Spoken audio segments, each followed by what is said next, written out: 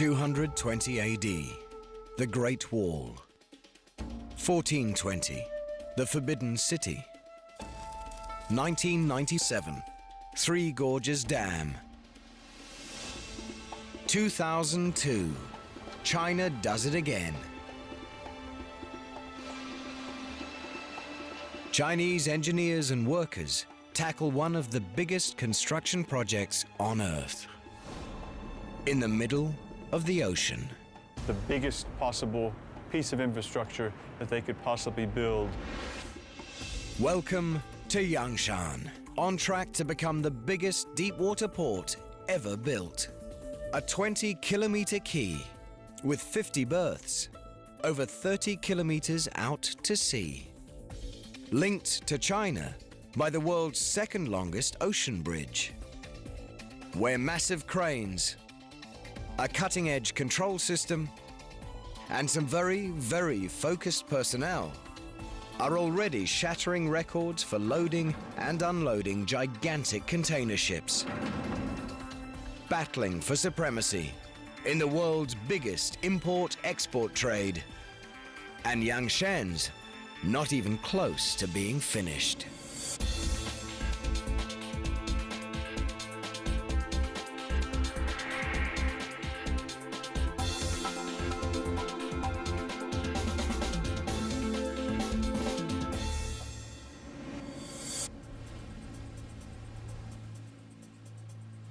Spring 2007.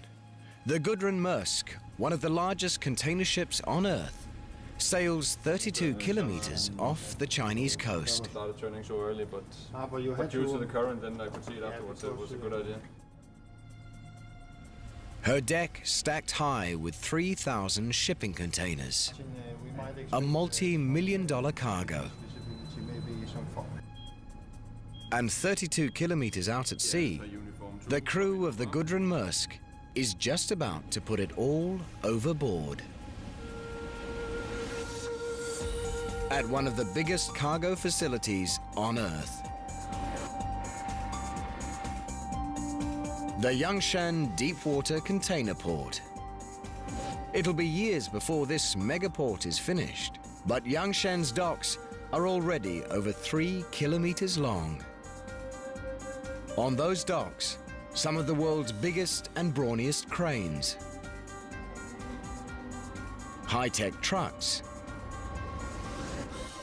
one of the most advanced control systems at any container port,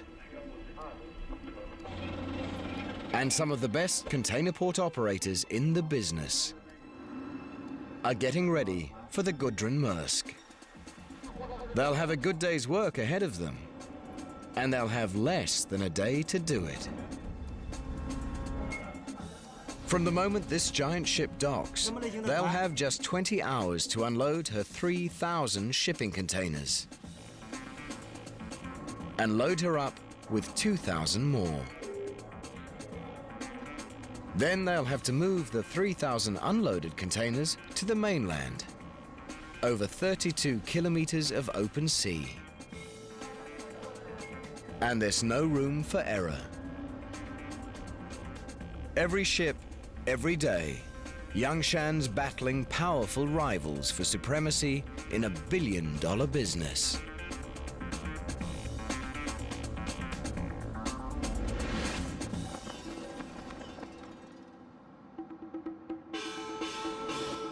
Shanghai, China's biggest city and the world's busiest cargo port.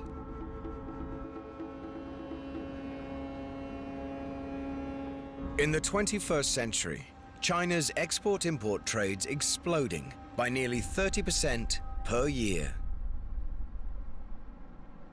And Shanghai's in the right place at the right time.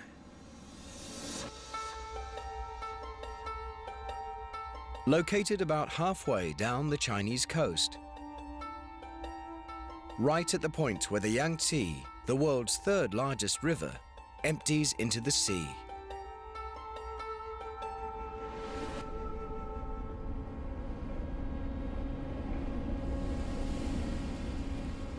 Billions of dollars of goods made in China travel down the Yangtze to be shipped abroad.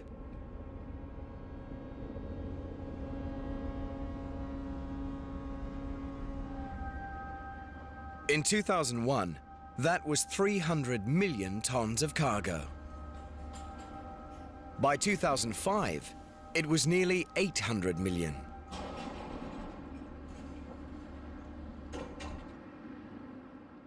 Shanghai should be sitting pretty. But it's got problems. Big problems. Problems these two guys deal with every day.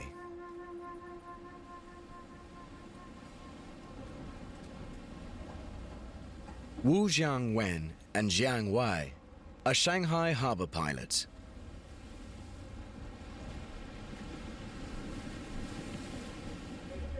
Their job: climb on board cargo ships arriving from the open sea and steer them to a safe berth at Shanghai's docks. And that's even harder than you think. The color of the sea reveals why.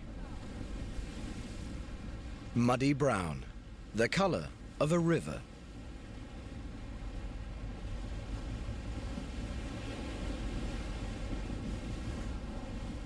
Every year, millions of tons of silt wash down the Yangtze River and into the sea.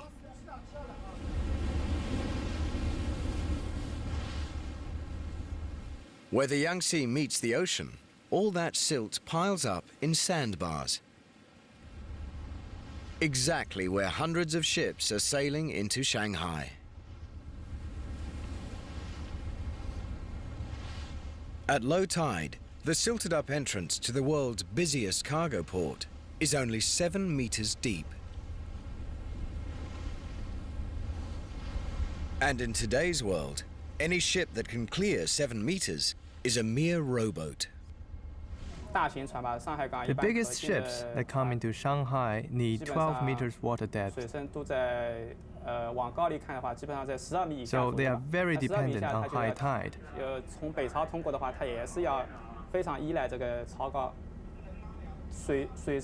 So when we go in or out of port, we have to pay very careful attention to the height of the tide. Today's vessel needs only 8 meters depth. It cleared the sandbars at high tide. But that doesn't mean Wu Jiangwen and Jiang Wei are having a nice day. They look relaxed, but they know their problems are just beginning. Because Shanghai's aquatic arteries are seriously clogged with more than just silt. Their ship's now entering the Huangpu, a smaller river that runs through Shanghai. And they're about to steer it through one of the worst maritime traffic jams on Earth. Normally, we'll have more than 100 ships coming into the river mouth and another 100 ships going out over 24 hours. And that's just the big ships over 5,000 tons. I'm not even counting the smaller ones.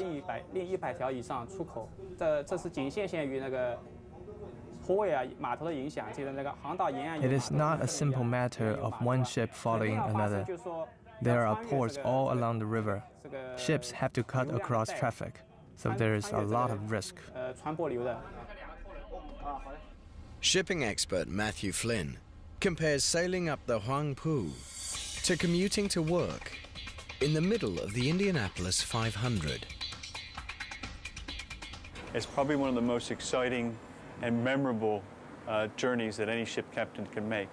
That doesn't mean that he's looking forward to it. It's probably the most challenging port entrance there is in Asia.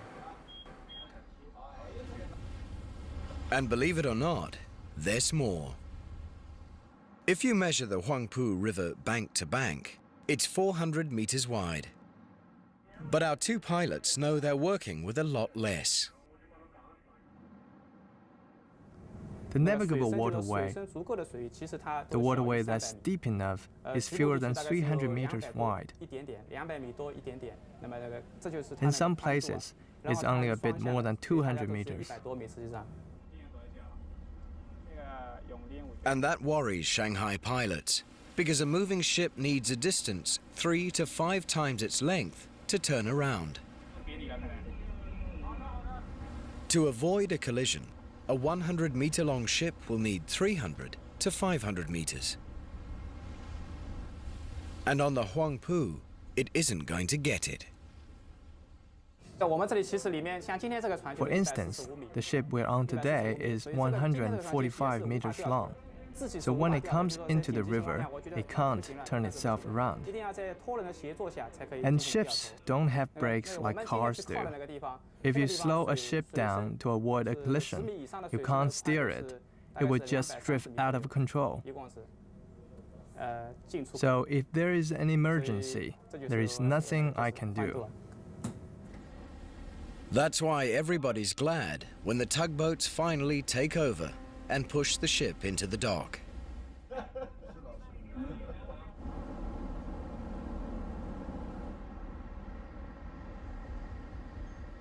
Because to these guys, a cruise up the Huangpu is about as relaxing as steering a runaway truck through a crowded shopping mall. Shanghai's navigational challenges make life interesting for Wu Jianwen and Jiang Wei. But why should they be a big problem for Shanghai? After all, Shanghai's been a world-class port for decades. All that time, the Yangtze was choking with silt. And the Huangpu was never much wider. So what's changed? This has. The size of the ships sailing into Shanghai. Gigantic container ships. The most cost-effective way to move enormous quantities of freight around the planet. If they can't get their cargoes in and out of Shanghai, Shanghai can't give the world what it needs. Ships will go elsewhere, and Shanghai will be left behind. After World War II, shipping containers revolutionized the cargo industry. Unlike loose cargo, packed containers could simply be offloaded onto waiting trucks and driven away. The first ships carried only a few dozen containers. It didn't take a shipping genius to realize that the more containers one ship could carry per voyage, the more money ship owners would make. So container ships got bigger and bigger and bigger. Well, if you're making $1,000 per container that you're hauling across the ocean, it's a dollar and cents type of equation. The bigger ships that you can build, the more cargo that you can carry. In the 1990s, Shanghai built new container ports at Waigaoqiao on the ocean just beyond the mouth of the Yangtze. Ships docking at Waigaoqiao didn't have to sail up the Huangpu, and the water there was over 12 meters deep. For a time, things seemed fine, but then the ships got even bigger. As big as the Gudrun Maersk, over 40 meters wide, over 300 meters long, longer than the Eiffel Tower, and needing deeper water than Waigaoqiao could offer.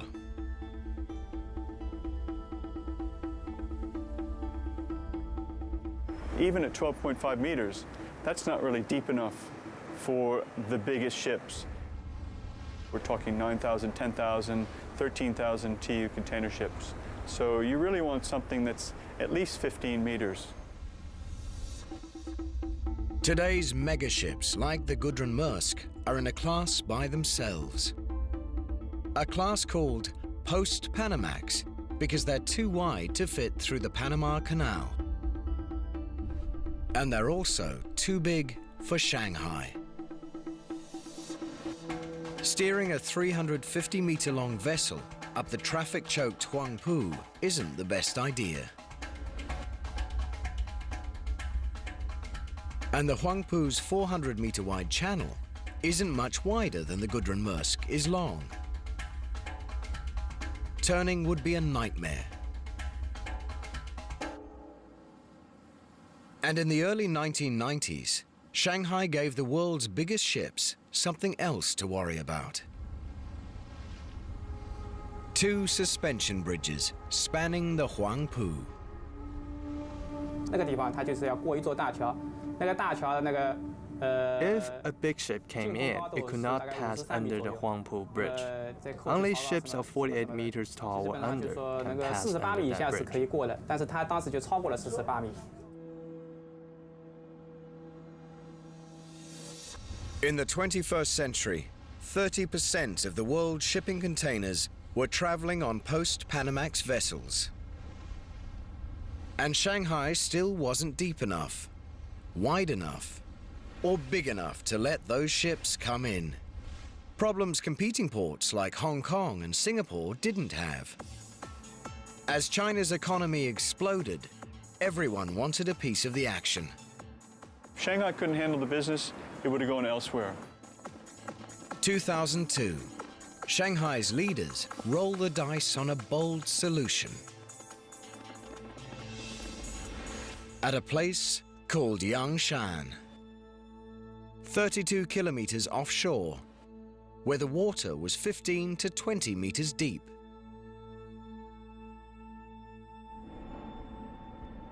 Today, Yangshan is a large island that can easily accommodate a world-class container port.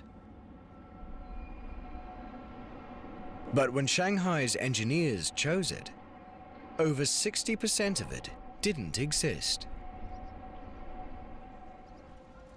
Yangshan was just what nature made it, a collection of tiny islands, with no room for anything but a fishing village.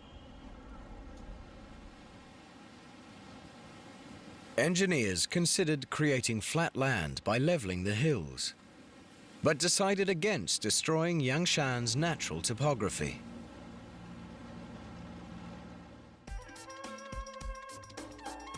Instead, they decided to build the world's biggest container port virtually from scratch. Yangshan Port is this enormous deep water project that was built kind of on a fresh sheet of paper, the biggest possible piece of infrastructure that they could possibly build to stamp Shanghai's kind of dominance over container shipping. The plan called for a true megastructure, a 20-kilometer quay where 50 ships could dock at one time, and a port that could process 25 million shipping containers in 1 year, 70,000 in just 1 day. Price tag, an estimated $18 billion. 2002, construction begins on Yangshan Phase 1. Engineers begin transforming these lonely islets into the world's biggest container port. It's like trying to tie a butterfly knot in the middle of a raging river. You've got water that's flowing 2 meters a second. These guys are up against typhoon, bad weather, fog. You know, they're 35 kilometers offshore. There's no power, there's no water. There's probably more inhospitable locations, but there certainly isn't a tougher location to work in for such a big project. Failure is not an option, and neither is delay. Shanghai's container traffic is growing by 30% every year. To build Yangshan, engineers must create an artificial island with a 10 square kilometer port, bigger than 20,000 basketball courts, in ocean 15 meters deep. And that will take thousands of millions of cubic meters of soil. How do you get it? Enter the Sea Dragon, the mega dredge. Built in the Netherlands to clear Shanghai's monumental silt, this is a dredge like no other. When the Sea Dragon swings into action, you can see how it got its name.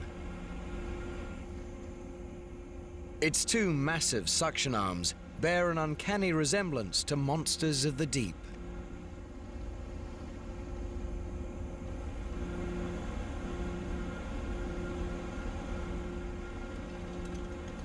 Ocean floor mud as deep as 45 meters can't escape their jaws.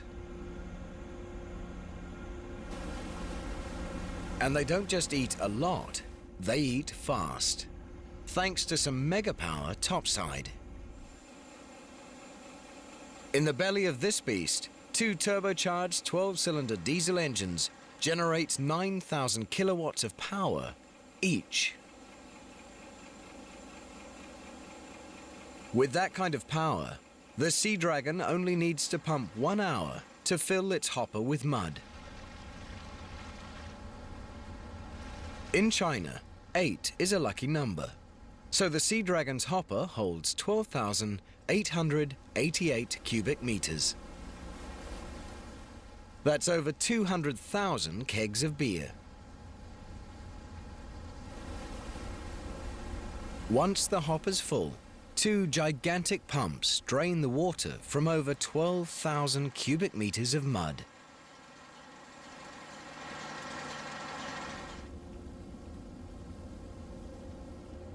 And Captain Yan says that when it's time to deliver the payload, his dredge leads the pack. Older ships can only dump sand, but the Sea Dragon can blow or spray it. That gives it a real advantage over other ships on the construction site. The Sea Dragon worked almost a full year just to build Phase 1. Dumping 3,000 million cubic meters of mud. Enough to fill over 1 million Olympic swimming pools. Growing a man-made island in ocean over 15 meters deep.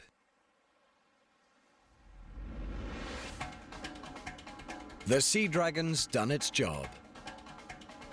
For now. But there are still 2 more phases of Yangshan to build. And they'll need 13 billion cubic meters of mud. Enough to fill Loch Ness. Turning open sea into 10 square kilometers of world-class container port in under 4 years is pretty impressive. But Yangshan only proves itself when the world's biggest container ships come to call. Now, one of the biggest, the Gudrun Maersk, is ready to unload. And the port of Yangshan has to unload her 3,000 containers, reload her with 2,000 more, and send her on her way in just 20 hours. Over those 20 hours, Yangshan's state-of-the-art technology and the people who run and manage it must once again show the shipping world that they're among the best.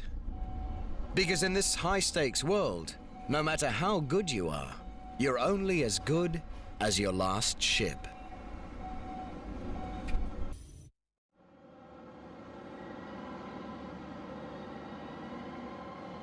12 noon. Unloading the Gudrun Maersk begins. 3,000 shipping containers in less than 20 hours. Every hour behind schedule costs thousands of dollars.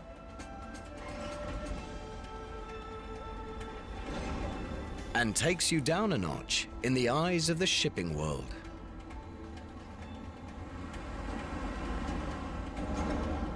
Only the best can pull this off. And Yangshan Deepwater Port has 13 of them. The STS-40 ship-to-shore crane, 50 meters high. That's as tall as the fabled Godzilla.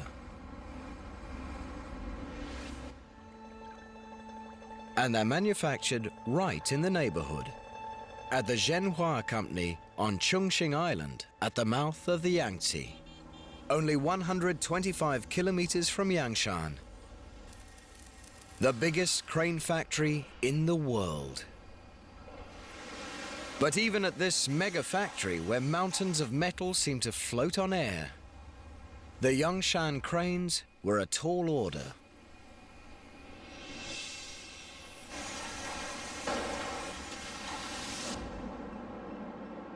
Most container cranes can lift one 40-foot container at a time, or two 20-foot ones. Yangshan needed cranes that could lift twice that many, and stand tall enough to reach them from atop the world's biggest ships. And it needed 13 of them. General Manager Lu Hanzhong recalls the excitement of winning the Yangshan contract and the anxiety of fulfilling it. Designing and manufacturing cranes this big was a challenge for us, because ships are getting bigger and higher. Cranes have to be bigger too. We couldn't simply make one of our smaller cranes twice as big. That crane would have been far too heavy to build. We needed to change the design of the whole structure. But one of the toughest challenges to giving Yangshan its super cranes wasn't building them. When they arrive at container ports, new cranes can need up to 6 months reassembly before they are ready to operate. But not Zhenhua's cranes. They come with no assembly required. Shipped around the world on Zhenhua's specially modified freighters. But Zhenhua's ships had never transported cranes as tall and heavy as the ones ordered by Yangshan. The cranes couldn't be any shorter or lighter, or Yangshan wouldn't beat its competition. There was only one option: solve the problem. We successfully designed a bigger crane which doesn't add much to its own weight, but can still do the job it's designed to do. And we designed them so they can lower their height while they're being transported. Problem solved. Cranes designed, built, and delivered. Now they're putting Yangshan ahead of the pack. Most container port cranes can handle about 30 containers an hour. Yangshan's cranes can handle more than 50, thanks to crane drivers like Zhang Yi, who've made a commitment to being the best.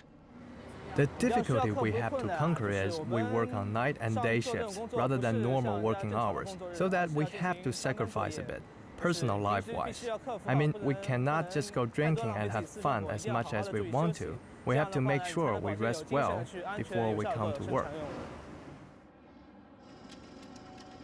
Driving a container port crane is like fishing for a prize in a carnival game. Except the prize weighs 2.5 tons, and that's empty.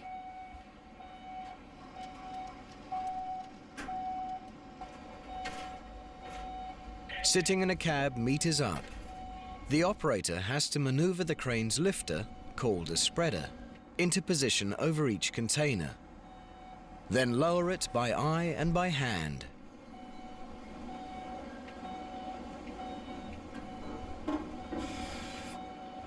When the spreader's in place, he triggers the spreader's automated locks that grip the container and hoists it up and over the deck onto the dock below,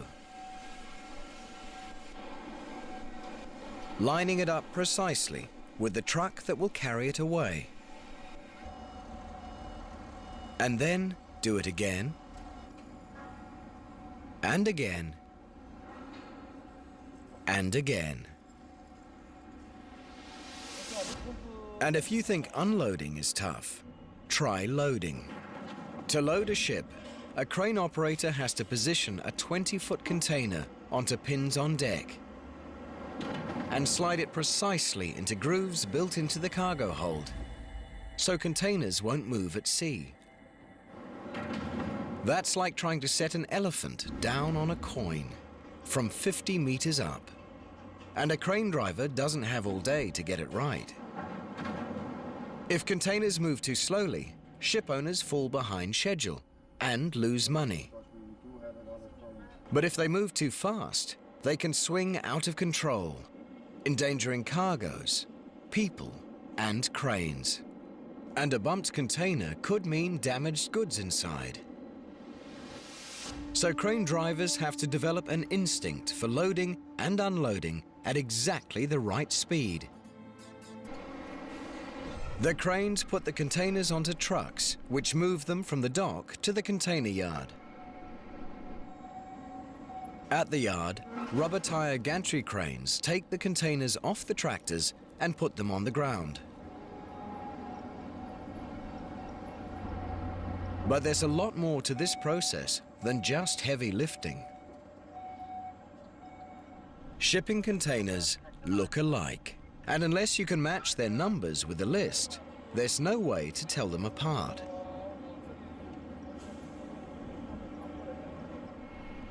From the moment they leave the Gudrun Maersk, 3,000 containers have to be precisely tracked.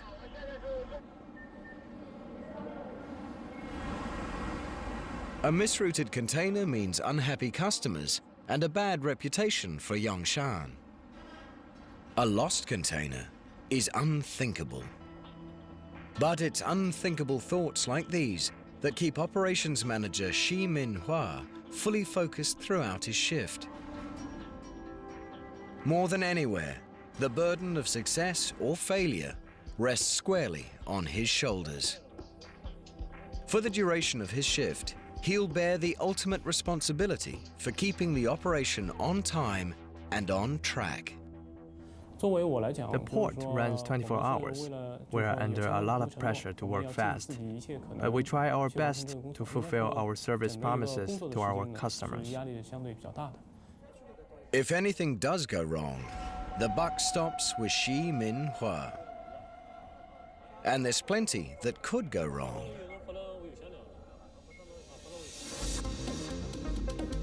Before a ship sails, the shipping company's computers analyze the contents and destinations of its several thousand containers and assign every container a specific place on board.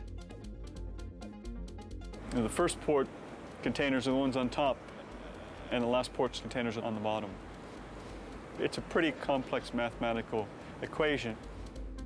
If port operators make a mistake or fall behind schedule, they might have to ask permission to load containers in places other than the ones the computer assigned them. And that's not a question a ship's captain wants to hear. Containers loaded in the wrong places will confuse unloading in the next port. Badly loaded containers could make the ship unstable on the open sea. And Yongshan's competitors, Hong Kong and Singapore, each handle over 20 million containers a year with an error rate of less than 1%.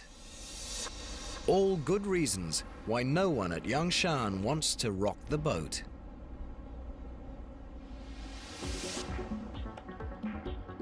Fortunately, Yongshan has a brain to match its brawn. A cutting-edge control system developed by the port of Shanghai.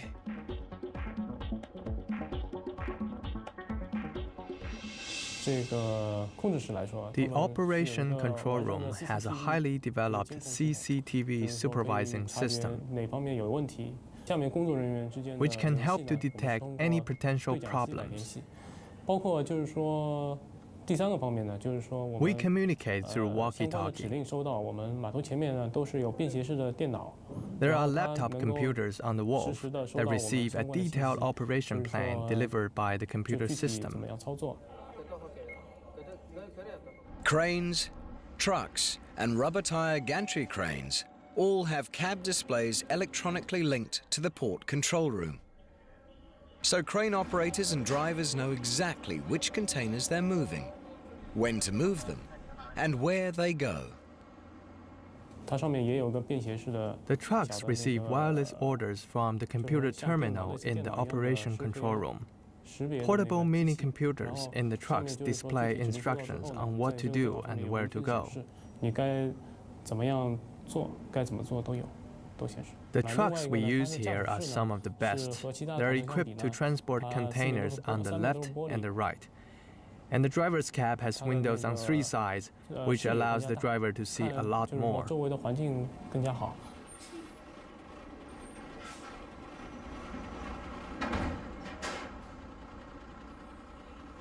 The Yangshan system maximizes efficiency. Sending ship after ship back to sea on schedule. Making crews and owners happy. So they're trying to sail at a specific time to meet a berthing window at another port down the road. Delays are just not acceptable. The unloading and loading goes on all night. And past the break of day. 20 hours after she docked, the Gudrun Maersk departs Yangshan, leaving behind 3,000 containers filled with imported goods. Taking with her 2,000 others filled with exports. Xi Minhua and the Yangshan team can finally relax and call it a day. A very long day. But Yangshan's job isn't over yet. 3,000 shipping containers have to be delivered. Customers have waited weeks for the Gudrun Maersk to bring them across the ocean.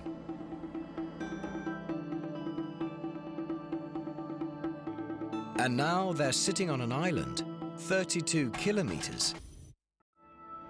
To compete with other world-class container ports, Yangshan must move over 20 million shipping containers per year.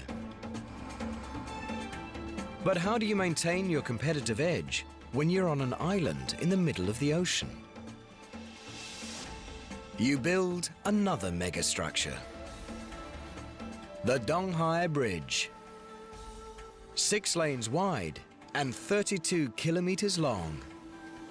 More than 12 times longer than the Golden Gate Bridge.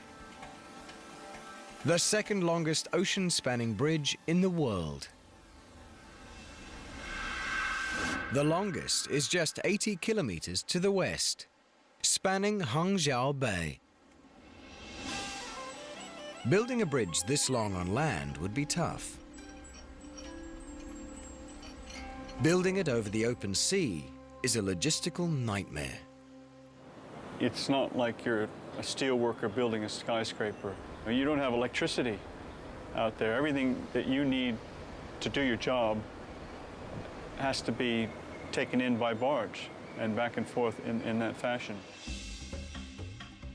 Just designing the Donghai Bridge was a mega challenge.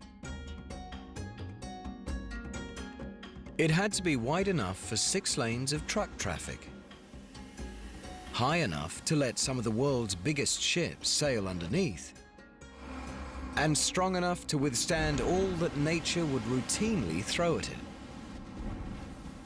Typhoons every summer, currents ripping past at 2 meters per second, 6-meter waves. And that's just on the surface. From the mainland to Yangshan Islands, the seabed can vary in depth from 10 to 30 meters. And it's nothing but soft, unstable mud. Not a good foundation for 6 lanes of concrete highway, vibrating with heavily laden trucks. In cyberspace, engineers tested their bridge designs every way they could. With waves, winds, truck accidents, and colliding megaships to discover which design would best survive. In the end, they chose not one design, but two. Most of Donghai is a box girder bridge made of over 600 concrete spans. The longest spans are the length of 4 volleyball courts. But in 2 places, it becomes a cable-stayed suspension bridge, with one span rising high enough to let ships pass underneath. And it spans the waters in a graceful S-curve, so ships passing under it can sail at angles to strong ocean currents.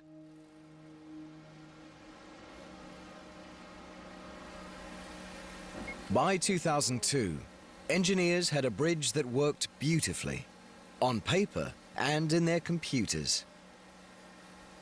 Now, they had to build it.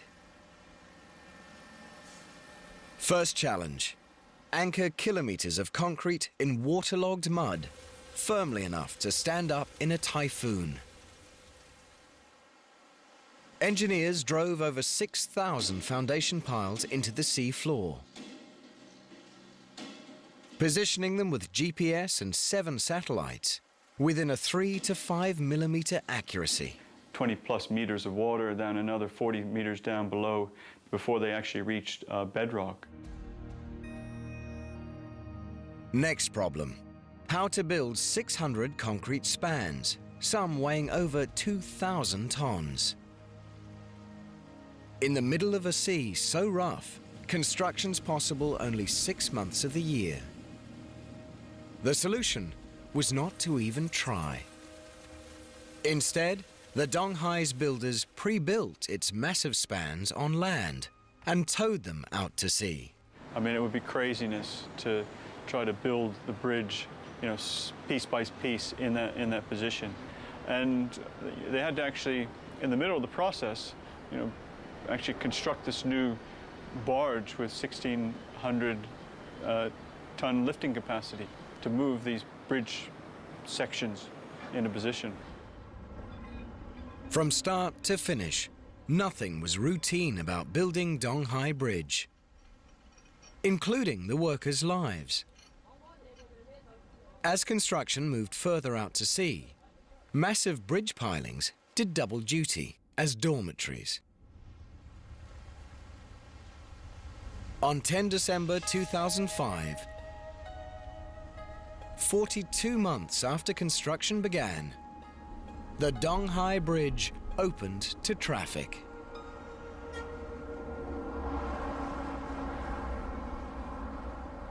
Since then, nearly 3 million containers have crossed its S-shaped span.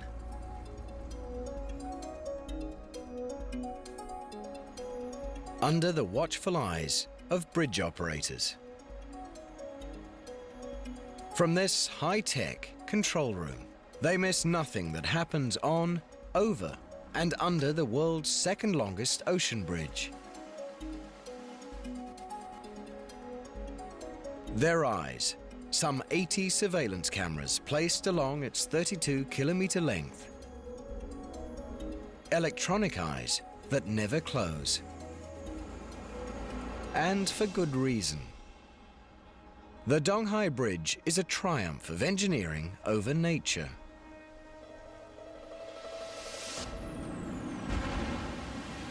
But nature isn't giving in that easily.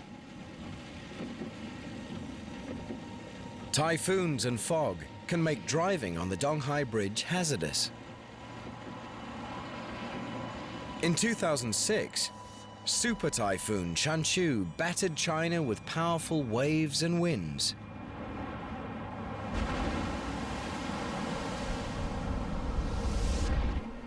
The bridge stood its ground. And by mid-2007, Yangshan had moved Shanghai from world's 3rd biggest container port to number 2. Only 1 million containers behind its rival Singapore. When it's completed in the year 2020, Yangshan Island will be the world's biggest container port, Its wharves stretching an awesome 20 kilometers, with berths for 50 ships, capable of handling 25 million shipping containers a year. No city has ever achieved what Shanghai has done with the Yangshan Deepwater Port. It was a tremendously visionary project. For the city fathers of Shanghai to actually create this over such a short time frame was tremendously far-sighted. It's a very emotional issue, I think, for everyone, from the guy in the street, you know, to the city leadership, to the country leadership. They all know that, you know, Shanghai is the #1 port in China, will be the largest container port in the world. And, you know, that's something that you don't see in Europe or the United States. For someone, you know, in Los Angeles versus Oakland saying, geez, we've got the biggest container port in the United States, they don't know, and they probably don't care. But here, it's something that everyone knows about, and it's something that they're intensely proud of achieving. But shipping companies are already designing even bigger container ships. Mega ships that will demand even longer docks, bigger cranes, and deeper water.